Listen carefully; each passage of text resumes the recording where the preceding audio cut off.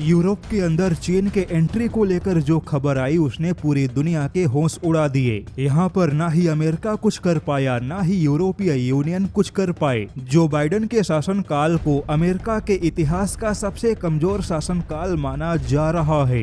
कहा जाता है कि अमेरिका के डेमोक्रेटिक पार्टी के नेता, चाहे ओबामा हो या जो बाइडेन, इन लोगों ने हमेशा रूस को ही सबसे बड़ा दुश्मन माना, जबकि अमेरिका के रिपब्लिकन पार्टी के नेता जैसे कि ट्रंप हमेशा चीन को ही अमेरिका का सबसे बड़ा दुश्मन मानते हैं। यही वजह है कि यूक्रेन युद्ध में रूस को हराने के चक्कर में जो बाइडेन ने यूक्रेन की हर संभव सहायता की। हालांकि जो बाइडेन की राजनीति खत्म हो गई, लेकिन ट्रंप के आते ही चीन ने यूरोप के अंदर बहुत बड़ा खेल कर दिया। ट्रंप तो वैसे भी चीन को अमेरिका का सबसे बड़ा दुश्मन मानते हैं, लेकिन अब चीन ने जो किया उसके बाद ट्रंप के शासनकाल में चीन और अमेरिका का टकराव बहुत बड़ा होगा। दरअसल खबर कुछ ऐसी है कि यूरोपियन देश सर्बिया के अंदर चीन का एक ऐसा हथियार पहुंच गया जिसे ना ही अमेरिका रोक पाया, ना ही यूरोपियन देश कुछ कर सके। लेकिन अब ट्रंप ने इस मुद्दे पर सर्बिया को बहुत बड़ी चेतावनी दे दी।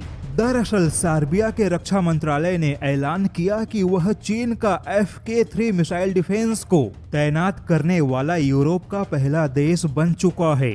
बता दें कि चीन के HQ-22 मिसाइल डिफेंस का ही निर्यात वर्जन FK-3 मिसाइल डिफेंस है, जिसे सर्बिया ने तैनात किया। सर्बिया यूरोपियन देश है और यह पहला मौका है कि किसी यूरोपियन देश ने अपने जमीन पर चीन के मिसाइल डिफेंस को तैनात किया।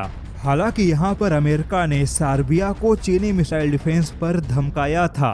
अमेरिका ने कहा था कि अगर सर्बिया को यूरोपियन और पश्चिमी देशों के बाकी संगठन का हिस्सा बनना है और अमेरिका के कड़े प्रतिबंधों से बचना है तो सर्बिया को चीनी मिसाइल डिफेंस का ख्याल छोड़ देना चाहिए। लेकिन यहाँ पर सर्बिया ने अमेरिका या फिर यूरोपीय यूनियन के किसी भी धमकी की परवाह किए बिना चीन के मिसाइल डिफेंस को तैनात किया।